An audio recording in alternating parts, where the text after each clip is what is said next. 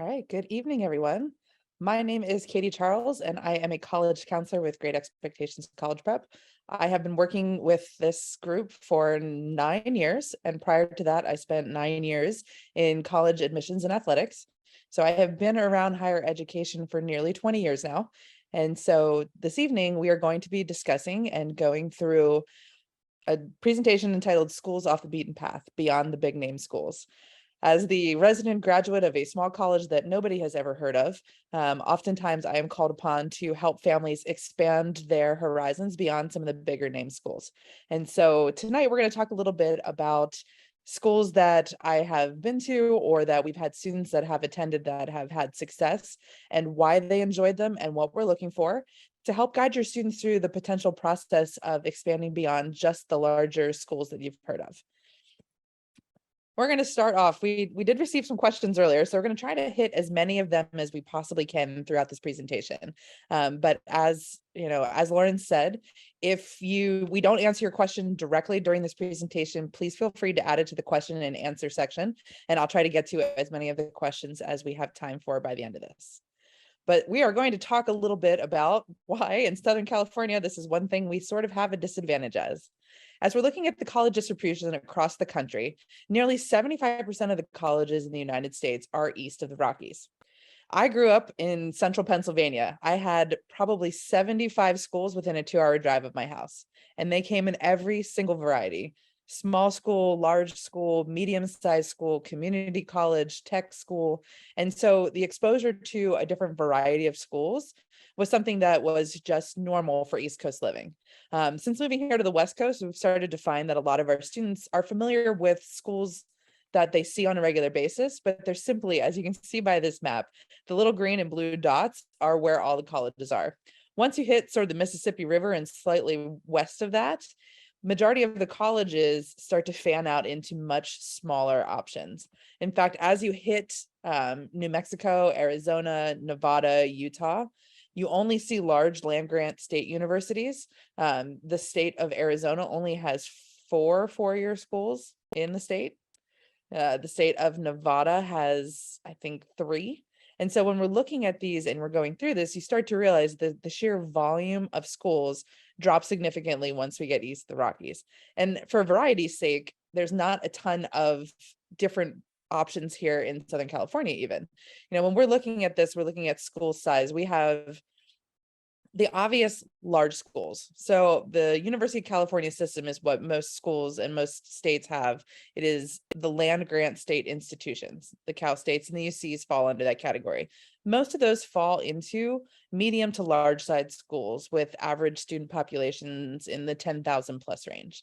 We do have a few smaller colleges out here on the West Coast, but as you can see, again, from all of these dots down the side of the West Coast, we have a little bit of distribution across the one end, a big empty space towards the middle of the country, and then we really pick it up when we hit the East Coast again. And so when we're talking about variety and options, tonight we're going to kind of explore the country region by region so that you guys can get a feel for some different schools. We're going to highlight 3 schools per region in the country just to give you an idea of places, what makes them interesting and what you can be looking for. But there are wonderful schools all over the country that offer great educations, that offer need-based and merit-based financial aid, turn out graduates that go off into the world and do wonderful things, but they aren't going to offer the same level of name recognition on the front of the sweatshirt as local schools are going to. And so for a lot of students, when we're talking about trying to find a college, we're trying to find the social, financial, academic, expectation fit for these students. A lot of the small colleges and a lot of colleges throughout the country offer great programming in a variety of academics. They offer great financial aid academically. They're trying to draw students from the Southern California region. And so they are working hard to recruit those students and try to bring in more students that bring more diversity to their college campuses. And that's something to keep in mind because it makes our students highly prized. You can see in Southern California, they're fighting over the same group of kids for a much smaller number of schools. But those East Coast, mid-American colleges are going to be excited to see an applicant from Southern California because it's something that they don't see. Most of the students are coming from their local area. And so for our students and anybody that we work with, we're trying to help them expand beyond the general. and look for schools that are going to provide that big time social and academic fit that gives them everything they're looking for and the opportunities they're trying to get to. So we talk a lot with students, and when we're considering expanding college checklists, we are talking about how do we find the right fit. For a lot of students, especially here, and a lot of the kids that we work with, what part of the country do I want to be in is a big question. We either find like, hey, I don't want to leave Southern California. I'd like to stay within a couple of hours of home, maybe somewhere across the West Coast. Or I would like to get as physically far from my parents and family as humanly possible. And it's a question that only the students can figure out. We do talk a lot, or at least I do, with like, how difficult is it to get to the school that you're interested in? Is there a direct flight from Los Angeles? One of the benefits of being from here is that most of the country is reasonably accessible within 1 or 2 flights from where we are. There's a way to get wherever you want to go. It might just take some time and some resources. The second thing is, what are they envisioning, or what are they expecting from their campus? Do they want to be in an urban setting? Would they rather blend in with the city and get that vibe? Is a suburban campus more a fit? Here in Southern California, our 2 big flagship namesake schools in Los Angeles are perfect examples of urban and suburban campuses. USC is very urban. It's in a part of the city where it blends in. The campus itself is somewhat walled off, but also reasonably mixed in with the local community.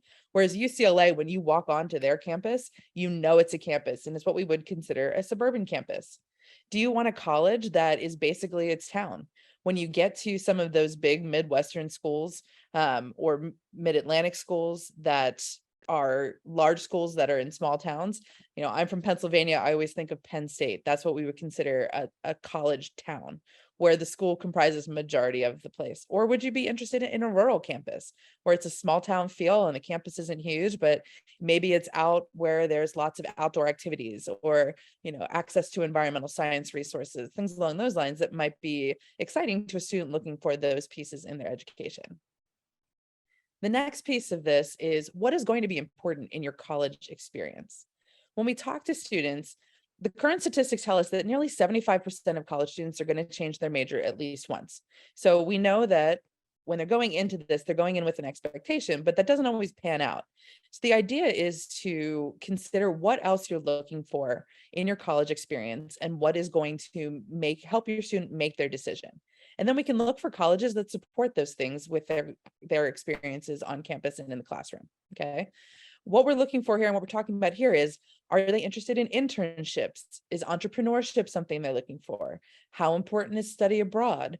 Are they looking to be an athlete in college? What are the kinds of activities? Is marching band something they want to be involved in? Are they looking for musical theater or arts focus? What schools offer those things? And a lot of schools offer both, obviously, classroom settings for those, but also extracurricular activities and support for any of the options they're looking for. The schools, especially some of the smaller schools that you may not have heard of, do a really good job of marketing what their students are up to outside of the classroom and how they're using their education towards what their experience is going to be when they graduate. And so when we're looking at all of these things, something to consider is, are there students doing things that your student would be interested in doing with their life? What do they want to do, and what kind of experience do they want outside of the classroom? A lot of times when we start the college search, or we're just at the beginning of this, I always ask students, I'm like, so what do you think is going to be really important about your college experience? I'm like, well, I'm really interested in what the dorms look like. Big one, because let's be real, sometimes college dorms is not the most exciting thing, and we are looking for ones that are comfortable and exciting to live in. But at the same time, helping students realize that there's a whole breadth of options outside of just the academic and the student life piece that they can get involved in, and then finding schools that, again, support those options. So we're going to be walking through region by region here. I believe I start with the Northeast, talking about and highlighting several schools from each region and talking a little bit about what makes them unique and what you can be looking for as we're going to check in on these schools. So the first region we're up here is the Northeast. In this grouping, I've highlighted a couple of colleges of the small to medium-sized variety. And the first one on our list is a school called Endicott College. This one is up in the heart of Massachusetts. Boston is known for having a large student culture. There are nearly 75 colleges within a 75-mile radius of Boston proper. Endicott itself is just north of the city. It sits, the picture here on the right of the screen is actually the campus and overlooking. What you're seeing there is the bay, and that little strip of land on the far side is actually Salem, Massachusetts. So if you have students that are really into, sorry, wrong button. If you have students that are really into history, it's in a really great location. And I can tell you Halloween is very interesting up there. There's a beautiful vibe on campus. The school itself is gorgeous and relatively new. The academics are strong, but they are very big on recruiting Southern California students right now. And so what they're looking for is students that fit the bill in bringing some diversity. Majority of their students do come from the New England area. And so they are actively recruiting students from outside of the region. They offer wonderful financial aid and also have several unique programs that are focused for their school. They offer interior design as a major. They also offer nursing as an undergraduate major, which is one that we don't see in a lot of schools outside of some of the larger ones that offer it as a program. Moving on down our list, the next one on this list that I'd love to highlight is Hamilton College. A lot of students here are interested in some of those higher academic New England schools. And the first ones that generally come to mind are the big name ones: Williams, Amherst, Tufts, Bowdoin, which are highly name brand. But in that same grouping of schools is Hamilton College, which is actually in upstate New York, sort of towards Poughkeepsie, and it is very close to Colgate. So again, relatively larger student population with several colleges there. It's got a strong, high academic bent to it. And it's a wonderful school for students who are interested in, especially in the liberal arts, a strong liberal arts education. The third one on this list is in upstate New York in Saratoga Springs. It is Skidmore College. This is a strong upper academics, but not, quite on the level of an Ivy League school, but they have wonderful education. They offer 3-2 programming in engineering. So Skidmore has a couple of additional programs, not to mention, while you're looking at this picture, if you really like the fall colors, you can't beat the Northeast in the fall. Your student is going to very much feel like they're on a college campus. And Skidmore itself offers several unique programs, including active student teaching in the area. So in Saratoga Springs, there's quite a few schools that co-op with Skidmore to bring in student teachers. And so your student can actually do their student teaching while they're at school and doesn't have to come home to do it, which is great as well. The next one up here is the Mid-Atlantic region. So we're going to kind of move down the coast and around. This one is particularly near and dear to me, as this is the area of the country that I grew up on. And so the first school that we are going to be highlighting is actually my alma mater. I cannot say enough about Juniata, which most people confuse for Juanita. That happens quite often. But Juniata College is in the 40 colleges that change lives. Quite a few of the schools we're going to highlight today are from that book. And so we are going to be looking at a variety of schools, but each one is on that list for a different reason. And Juniata's biggest reason for being on the list is their program of emphasis academic focus.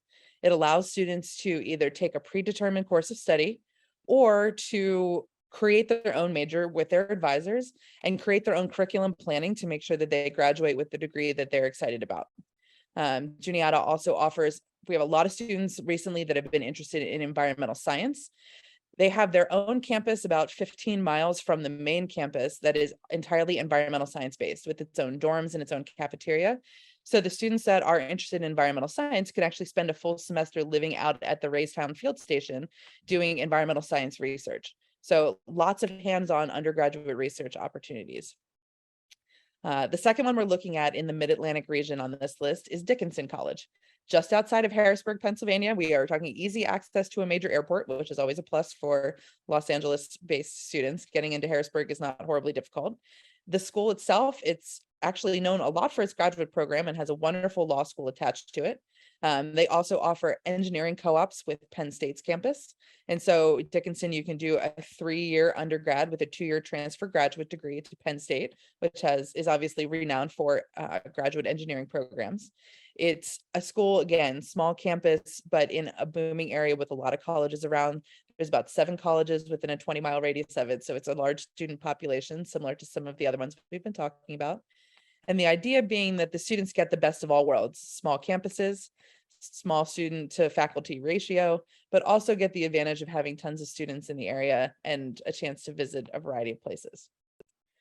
The third school in this Mid-Atlantic region that I'm always excited to talk about is Stevens Institute of Technology.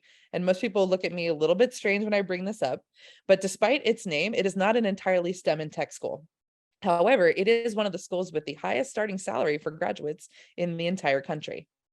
Again, Stevens offers a pretty unique academic plan. A lot of their students do what we call similar to Northeastern, which is one that's pretty well known and many West Coast applicants.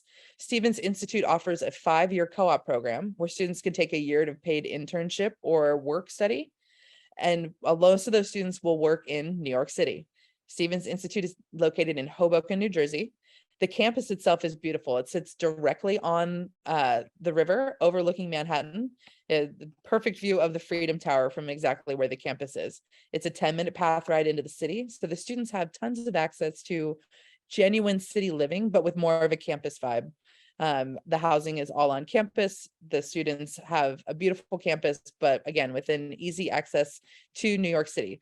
So unlike, say, an NYU or a Columbia, a lot of our students like those schools, but they don't always love that there doesn't really feel like you're ever on campus. Stevens is a tremendous academic option that also gives them a campus environment. Moving our way down the coast, it's for some reason, the state of Tennessee has become incredibly popular for West Coast students. I think it's probably because of the boom of Nashville, but we have a lot of students that are considering colleges. And one that's a high priority list for a lot of students here now is Vanderbilt, which is a wonderful school in Nashville. But similar, but at a smaller rate, is Rhodes College in Memphis, Tennessee. Rhodes has a wonderful pre-medical program. So this is for students that are interested potentially in pre-med. They have a wonderful program that also partners with medical schools in the immediate area. And the students have some preferred admission and entry coming out of Rhodes. It's also in a great section of Memphis. So unlike the larger universities there, it's a much more enclosed campus. It's much more of a campus community feel than several of the other schools in Tennessee. It's just not as large as UT and Vanderbilt. The second one on our list is actually the picture here on the right, and that is Berry College in Mount Berry, Georgia. Just outside of Atlanta, Berry College has been voted one of the most beautiful campuses in the country for quite a few years in a row. Similar to Rhodes, it is much more of a campus vibe given what's around it. It sits just outside of Atlanta. Again, West Coast, we have a ton of students that look at Emory, but it's very much in Atlanta, and a lot of students are not necessarily as excited about that large city vibe that comes with Emory or Georgia Tech, or even UGA for that large of school. Berry is a really nice compromise with a beautiful campus and excellent academics. And the third one here in the Southeast that I always like to highlight, because it is very much more of an Old South feel, is Washington and Lee University. One of the things that they are actually very well known for is their political science and history programs. Given the name Washington and Lee, one would assume that that is within reason in terms of there's a little bit of history on campus, so they do a great job with it, but they actually offer some very unique programming in study abroad and very unique programming in their political science department. So it's one of the more interesting in the Southern schools with great programs that they co-op with the University of Virginia and with the Washington, D.C. based schools to give their students as many opportunities as possible. In the Midwest, we're moving on to continue to include some of these most beautiful colleges. The picture here on the right is actually Kenyan College. This is a school that if you have not been in the Midwest, you may not have heard of, but surprisingly, a ton of ties to West Coast. It is the alma mater of Paul Newman. So anybody who's enjoyed any of his movies, this is where he went to college. It is a school that is actually incredibly well known for their performing arts program, as well as pre-med. So it sort of toes the line between all of the STEM programming and their performing arts programming. Huge into music. There's been quite a few actually popular musical groups that have come out of Kenyan College, as well as they're known for their a cappella musical groups. So students that are interested in the performing arts and music, Kenyan is a fantastic option. Also voted one of the most beautiful campuses in the country, similar to Berry. Their cafeteria looks like Hogwarts. So if you have any Harry Potter aficionados swimming around that want that kind of vibe in their college campus without necessarily having to go to the UK for it, they should check out this campus. They're going to feel very much at home. It's high academic, but not, again, we know what the standards look like for those, off the top, high-end academic schools. What we're trying to do here, and Kenyan is one of those schools that, while not necessarily the Ivy League, their students have tremendous success upon graduation. There is a huge part of the student population that comes from the Washington, D.C. and New York area. So there's tons of connections, and the students spend a great deal of time in internships. It's actually something that is very much highlighted about the student experience at Kenyan. It's in Columbus, well, it's in Gambier, Ohio, so just slightly outside of Columbus. Again, relatively easy in terms of travel and ability to reach the school. The next one on our list is Mcallister College. This one is an easy direct flight in the Minneapolis-St. Paul greater metropolitan area. If your student is not afraid of the cold, Minneapolis is known for getting a little chilly in the winters, but this school has a tremendous liberal arts-based education on par with a lot of the upper level New England liberal arts schools. And Mcallister is big on internships and study abroad. It's actually a primary focus of their undergraduate education. And it's one of the things that they take pride in terms of their students are out in the world doing big things very early in their career. The third school I have on this list is one that usually gets people to giggle, but it's also on here for a very specific reason. A lot of times students are interested in engineering. Moorhead State University, which is part of the university system in the state of Kentucky, is one that if you have any students that are interested in astrophysics or in potentially space sciences, Moorhead State actually has a NASA-based satellite program on campus. So there are NASA labs that the students get to work with as part of their undergraduate and graduate degrees. And they also offer accelerated graduate degrees in the astrophysics and astronomy programs. And so we do see a lot of students who are they might be looking at some of the higher academic schools, not realizing that if you want hands-on experience as an undergrad or an accelerated undergrad to graduate program that puts you in front of NASA scientists on a regular basis, Moorhead State is actually one of the best schools for it. We actually have a Manhattan-based student that is there right now who has already worked on 2 different NASA launches for satellites that she and her classmates have been working on. So tons of hands-on experience, and she's only a junior in college right now. All right, we're moving into the middle of the country here. I say central as it does encompass quite a great, large, vast area. But as we were looking at the map earlier, we know that the density of schools is not quite as large. So I wanted to highlight a couple of schools that, one, we've seen a ton of success at, and 2, that are in areas of a lot of popular schools right now with students for applications from the West Coast, but might give a smaller school and a better student to teacher ratio vibe for kids that are looking for that. And the first one on the list for this region for me is one that I think has potentially the coolest academic program in the entire country, and that is Colorado College. Colorado College does their academics with a block program. You take one class at a time for a 3-week intensive. It gives the students, so over a 15-week fall semester or spring semester, you still take the same number of classes as other students, which is a total of 5, but you take them in a 3-week hyper-focused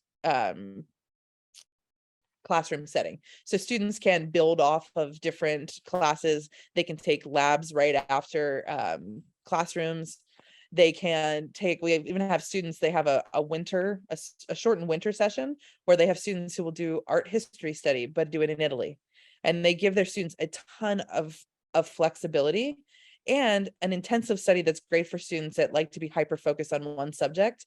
And they offer an extraordinary number of different options from an academic perspective. It's very cool. I've had several students go through there and they absolutely loved it because they loved the idea of extreme focus study on one subject at a time. The next one is, when we think of Iowa, we don't generally think of small colleges, as Iowa and Iowa State are your flagship institutions there. But Grinnell College, similar to Mcallister, is on par with the high academic New England-based schools, but in a more central of the country location. Grinnell's academics are incredibly strong. It's a small college in a very much a small college town. But if your student's very interested in going to that central part of the country, it's a beautiful campus with outstanding academics. And again, some unique programs with a strong liberal arts base. The third one on this list for this region for me is the one, we have a lot of students right now that are very interested in the University of Texas at Austin, the flagship institution. It's difficult as an out of Texas student to be admitted there, and it is an enormously large school. So my compromise on this one, if students are looking for a little bit more of a personalized academic program, is Southwestern University in Georgetown, Texas. It's approximately 20 minutes from Austin. It's a high academic, small college, great student to teacher ratio. They offer a liberal arts-based education with strong science and research, as they have access to the UT medical facilities, and students can do internships and work within that system. They have students that go off into all of the major medical schools in Texas. So we are looking at the ones in the Dallas area and in Houston. And so it's just a great small college that offers that feel of being in and around Austin, Texas, without having to be in the crunch of UT. All right, moving on up, we're out here to the West Coast now. We're going into the Pacific Northwest, where outside of the East Coast, we get a decent distribution of small colleges up here, and actually a really high concentration of the 40 colleges that change lives.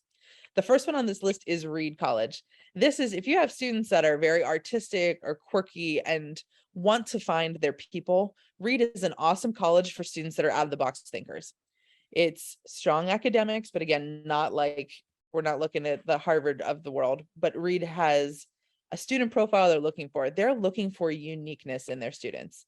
It's a big piece of what they're interested in. And Reed has a beautiful campus. It's in Portland, so it's in a funky and quirky city, and they really embrace it on campus. And the vibe there, the students that attend Reed absolutely love it. It's so much a fit for our students that love that vibrant vibe of being in a Pacific Northwest city. The second one on here is the University of Puget Sound, which is in Tacoma. So students that are interested in the University of Washington, in being in and around the Seattle area, Tacoma is a nice compromise as it's not too far away. Again, easy access in terms of flights and location. But the University of Puget Sound is and has always been a test optional school. They are very much a holistic read when it comes to academics and what they're looking for in their students and what they're looking to bring into their campus community. It's in a beautiful location. They, again, while technically a liberal arts-based school, have access and ability to use and have students work through the medical and STEM-based research of the larger campuses up there. So the University of Washington Medical School. The other big one is your students are interested, again, in some kind of engineering or physics. They are in the headquarters and hubbub of Boeing and Northrop Grumman and a lot of those large government contractors and aerospace industry. So outside of Southern California, where we also see that, Seattle is a big area for that, and they do bring a lot of interns in from the University of Puget Sound. The third one in our Pacific Northwest that I'm hoping to highlight is Willamette University. This one is also on the 40 colleges that change lives. The picture here on the right is Willamette's campus. It's in Salem, Oregon, so just outside of Portland in the capital. It is another school that is big on political science. It's big on activism. It's a campus that you get a lot of students that are interested in study abroad. Nearly 70% of their students will study abroad for at least one semester in college. And so they're a heavy influence on international and languages and getting out into the world and doing something. It's one of their biggest pushes from their campus is to have their students have real life, real world experience when they graduate. All right, as we're moving our way down, this is some that we might see just a little bit more familiarity with these campuses now that we're getting here. But here in California, we do see a fairly large variety of schools. And again, most of our students are incredibly used to seeing UCs, Cal States, USC, those big name schools. But there's a couple of additional schools I'd really love to highlight in this area that for students that are looking to stay here in Southern California, usually for specific programming or interest, there are some schools that really do fit the bill. Number one on this list is Chapman University, just down in Orange County. We see a ton of students that are interested in Chapman for their film program. So while USC is known for its film program, it's obviously one of the hardest in the country to get into. Chapman University has an excellent film program. lots of students that go on to do graduate study in the film school at USC, and they put a ton of students out into Hollywood in itself. So Chapman University offers, again, the liberal arts-based education, but has the film school that a lot of students might be considering and is heavy in those arts and performing arts. The next one up on here is for students from California, especially when we're talking about engineering or high-level sciences, somehow MIT always makes the list, but the school that rarely does is Caltech. Caltech, just out in Pasadena, is probably best known for being the school of note for the Big Bang Theory, but beyond that, has some of the best mechanical engineering, aerospace engineering, astronomy, and some of this higher end electrical engineering, aerospace. They are big in all of the engineering and tech programs. So for students that are considering potentially an MIT or somewhere high level of engineering, Caltech is a wonderful option where you don't have to go far from home. The Jet Propulsion Lab is at Caltech. So the students that are very much interested in aerospace, they have an opportunity for hands-on research in the undergrad.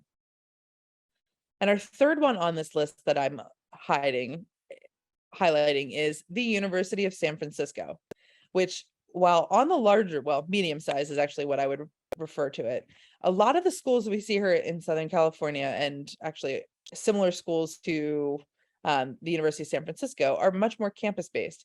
For a student that's really looking for a great academic school, that's looking for a very much more of a city vibe, that wants to be in a large city, but doesn't necessarily want to be in, say, San Jose, or doesn't want to be in downtown Los Angeles, the University of San Francisco offers that. It's a beautiful campus. It's in the central part of San Francisco, strong academics, similar to Loyola Marymount and the University of San Diego. It is technically a Catholic school, although there is no religious requirement, but they have a strong undergrad program. They're wonderful in the sciences, and they offer pretty significant partnerships with the University of San Francisco Medical School and San Francisco State's medical programming. So there's nursing and medical programs from the University of San Francisco. So it is one of the ones where, when we're talking to students who are looking for a jump on the entrance to medical school, the University of San Francisco is one that pops up for that. I wanted to, while we only highlighted about 3 schools per region, there are hundreds and hundreds of schools if you get out of the general, small school to large school vibe. Here in, like I said, here in Southern California, we have to really work hard to open our mind and to see some more schools. There's only a handful of small colleges here in our area for our students to get a good feel for what that would be like. We just reviewed Chapman, but Occidental College up in Eagle Rock is an option for students to see that might give them an idea of what it would be like to attend schools of that size. Here, I'd like to give you guys some different resources and talk through what you're going to be looking for on these. For our students that are interested in both strong academics and strong college options, the FISC Guide to Colleges is the one thing that we recommend universally for all of our students to check out.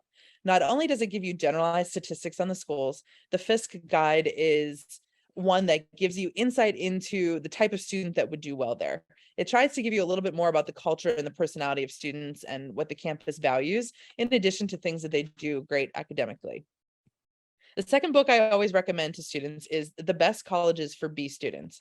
That doesn't necessarily mean that your high academic kid doesn't want to see this, but The Best Colleges for B Students is a book that really highlights one where students can receive significant merit-based financial aid. So if you have a great student who's over 4.0, but you're looking for merit-based scholarship or potentially have need-based scholarship, the schools that are great for B students are giving out extra money for students that are on the upper end of the academic echelon. So they're trying actively to recruit high academic students. So if you have a student, they can see significant merit-based financial aid from some of these schools because they're going to be on the upper end of the academic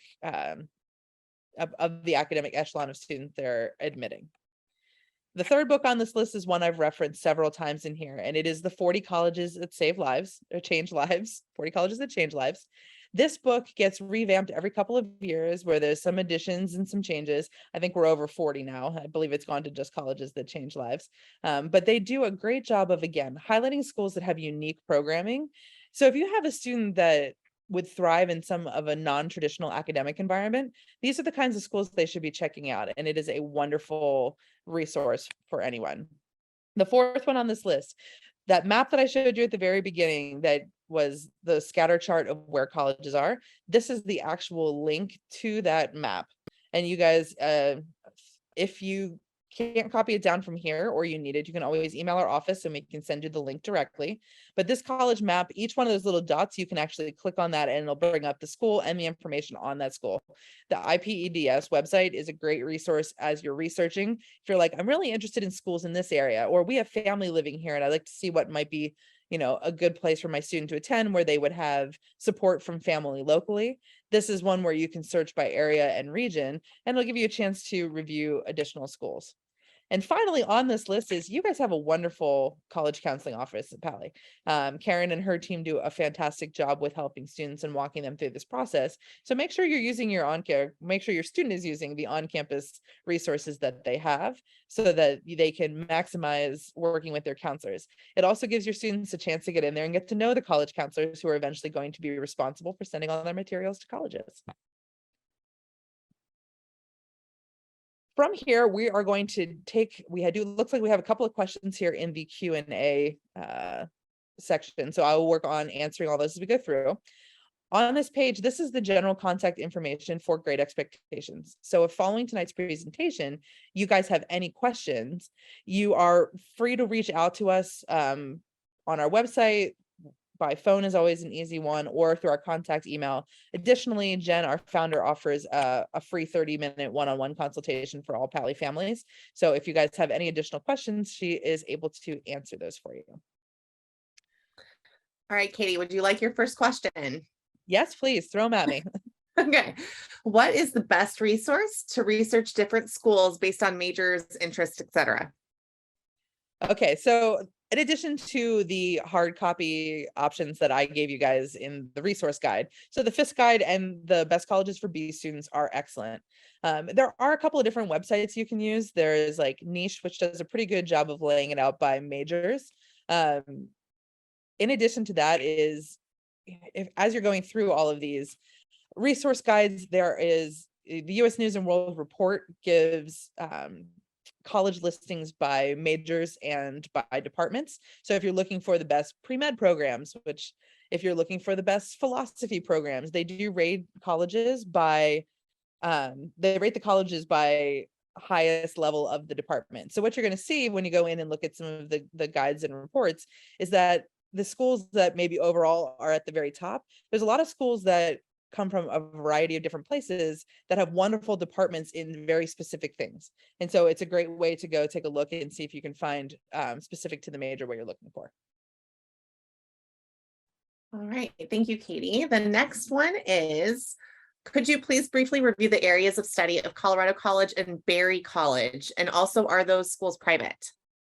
Sure, Colorado College and Berry College are, and I probably could have started with this, is the difference between a liberal arts school and usually a university is liberal arts generally are undergraduate schools, but they offer the full complement.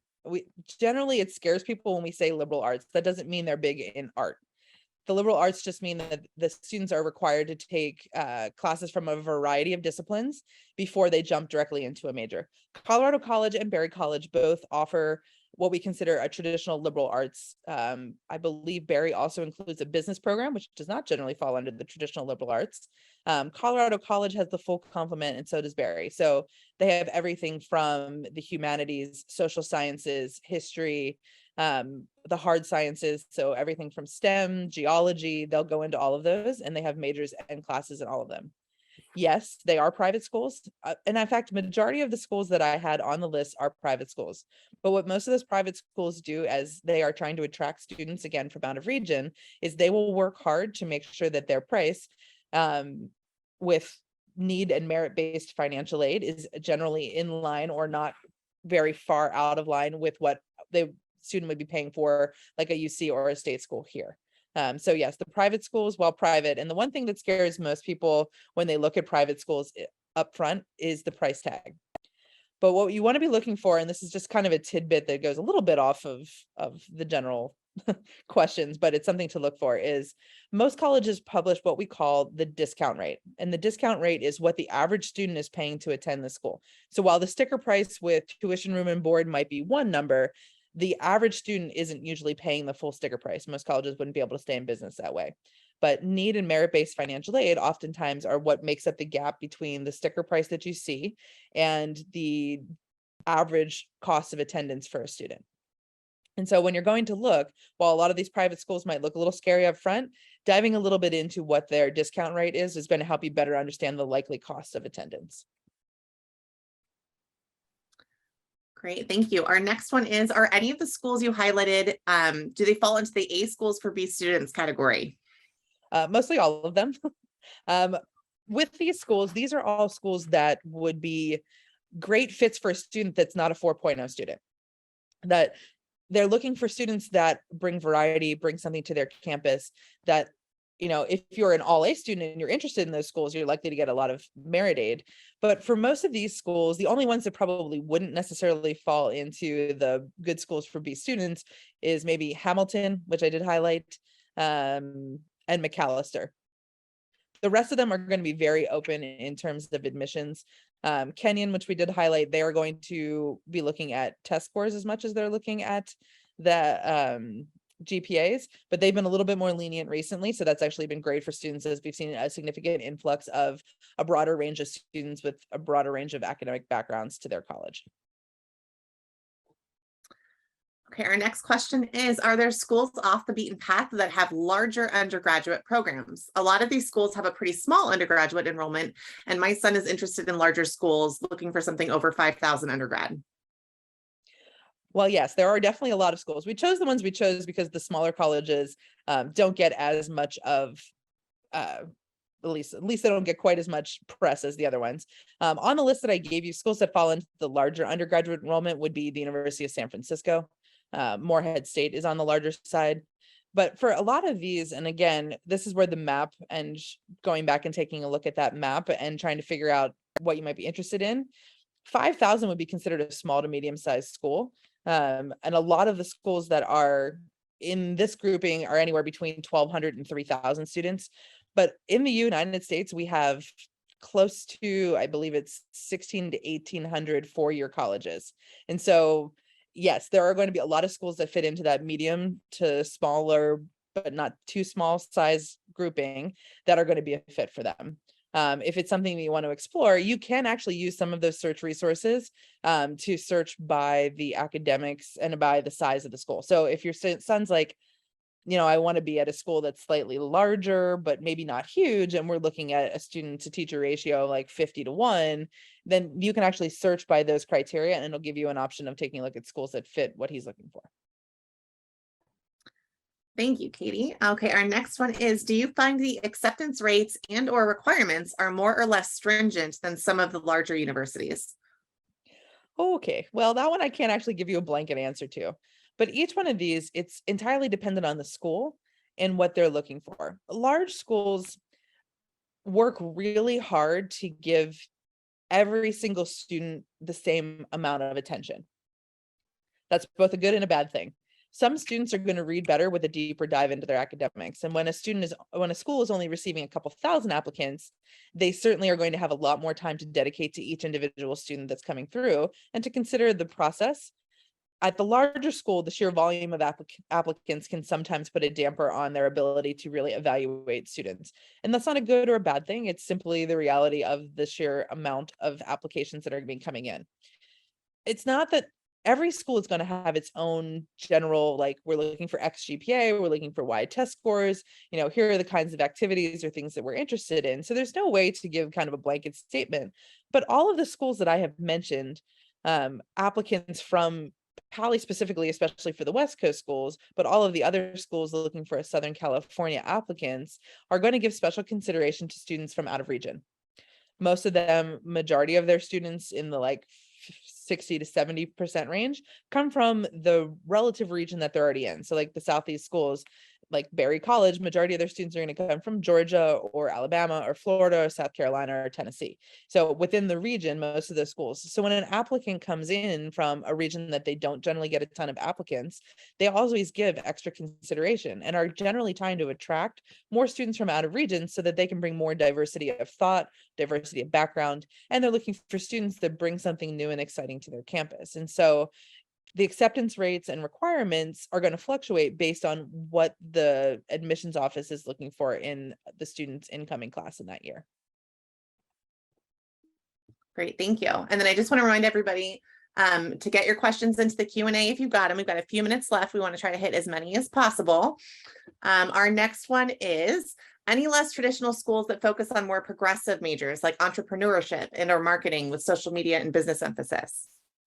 A lot of the schools listed will have a marketing with social media and business emphasis. It's now part of the generalized business curriculum at a lot of schools. Entrepreneurship is an interesting one. And if you're have a student that's looking very specifically at entrepreneurship and business, there's actually one school in Boston that it is the only thing they do. It's business, entrepreneurship, marketing, and media, and that is Babson College. It is fantastic. Their students do an awesome job after graduation of going out into the business world, and they're highly sought after because the curriculum design there is excellent. So Babson is certainly one to consider and definitely take a look at. On the list that we talked about earlier, Juniata actually has its own on-campus business incubator where the students present starting freshman year. They work on a business plan, and then as they progress through the business program, if their plan has legs, they'll actually get seed money to start their business and continue on. It's the Juniata College Business Incubator, and they have their own facility on campus where the students can work on their business programming. So we do see quite a few, like I said, marketing with social media and business emphasis. Those are now fairly integrated into most curriculums in business schools across the country. Perfect. Thank you, Katie. And then our next one is, what are your top choices for pre-med? All right. Well, we're going to start with pre-med's not a major. And so for this one, it's always a little bit hard for me to give an exact answer. Pre-med is generally just a set of core prerequisite classes that are going to prepare you for the MCATs. It's the weed out classes, no, almost nearly always organic chemistry, physical chemistry. You're going to be looking at a anatomy, physiology, some kind of biology class, a math class. So it's usually just a core set of curriculum that prepares students for the MCATs. For med school, you don't necessarily have to be a science or hard science major in order to apply into college. And I will tell you that colleges, especially pre-med schools at this point, and medical schools, are interested in students that come from a variety of backgrounds. Obviously, your student will still need to do well in those core curriculum courses that they're going to need to be prepared for admission, or take some of those classes in a post-doc scenario after they graduate prior to enrolling in medical school. But the more broad and the variety of classes they're taking in undergrad, the better off they're going to be. Liberal arts education is actually one of the best things to set a student up for pre-med, simply because they're going to, the big push at medical schools used to be that you wanted students that came straight out of the science background. But what they were finding with a lot of students was they lacked bedside manner, which some people may see in their doctors these days. But they want students that are able to communicate, students that have taken a variety of courses, that have had a diversity of experience. So when they come in, they aren't only kids coming straight from a lab situation. And so there are a ton of schools in there. Again, most of the schools that we talked about today offer programming that's going to be strong for pre-med acceptance. Skidmore does an excellent job with their pre-medical programming. Juniata has, I think, over a 90% acceptance rate into medical school. Berry College, because it's got associations with the Atlanta-based medical schools. One of the coolest schools, and I almost added it to the list, but I ran out of time and didn't know which one I wanted to take off. For pre-medical students, one of the schools I always recommend for students that are interested in pursuing potentially medicine or research in some capacity is actually Case Western Reserve University, which is in Cleveland. Case Western has an association with the Cleveland Clinic. So undergrad wise, because it isn't a heavy graduate student-based school, a lot of undergrads from Case Western get the opportunity to do internships in research through the Cleveland Clinic, which is one of the best research facilities in the country next to the Mayo Clinic, and has an extensive amount of hands-on research going on at any given time. And so it's a great place for students to kind of dip their toe in and figure out what they're excited about and whether medicine is really the field they want to go into. All right. I think we've got time for one more. If my daughter is interested in vet school, does your same answer regarding medical school apply? Yes, it does. So when we're looking at pre-vet, especially looking for students, vet is a little bit more specific, some kind of biology or animal sciences. But the big one is, and here in California, every kid's like, I want to be a veterinarian. I want to go to UC Davis. UC Davis has one of the best veterinary schools in the entire country. They are phenomenal. But what they don't do is take a ton of kids from their undergraduate program into their vet school. And so when you're considering this about where you want to go to veterinary school, doing undergrad somewhere else and then using that to leverage your way into the graduate school that you're looking for. So if one of those big ones, and the huge veterinary schools around the country are UC Davis, Ohio State, the University of Illinois, those are three of the largest. And they have a variety of both small animal and large animal and livestock, as well as exotic animal veterinary options. And so when you're looking at those schools, what I would always recommend doing, and what I will do with students if we're working with students that are interested in potentially going to veterinary school, is going and taking a look at the admission stats from the schools that they potentially want to go to. So almost work backwards. Take a look at where the incoming class is coming from at the veterinary schools, and they do generally publish that information. And then work your way backwards. Which schools seem to have the most success with veterinary school? If there's a medical school, and this is something that we could talk about with the other one, is same thing for med school. If your student is super interested in potentially a specific medical school, go see where they're taking the undergraduates from. And so it really will help students get a better feel for, if I want to end up here, how do I work my way to get there? And it's going to broaden and allow for a variety of different options in order of finding places where you're likely to be at the top of your class, which for both medical and veterinary school is going to be really important. Wherever you go, you want to be at the upper end of the achievement level so that you have the opportunity to, go out and do basically to be at the very top so they can admit you and you have a chance of excelling there in school as well. All right, we're going to try to squeeze one more in at the buzzer. What about good options for creative writing? There's actually some wonderful schools with great creative writing programs. Several of them, one of the ones that I really like, I hope potentially if your child is a girl, Wellesley has a wonderful creative writing program. Kenyan College has a fantastic, so one of the ones we already talked about, they do a lot with creative writing, screenwriting, and prep. Chapman University, if you're interested again in the screenwriting or potential creative writing, Chapman has a great program for it. I'm going to plug Jen's alma mater, although it's certainly not off the beaten path. Northwestern has a wonderful creative writing program. And there's a lot of the smaller schools have very hands-on between their English majors and creative writing. And so that's definitely something worth exploring. Berry College as well also has a pretty strong creative writing program. Fantastic. Thank you so much, Katie, for your time tonight. And thank you to everybody who joined. We're so happy to have you. Thanks, everyone.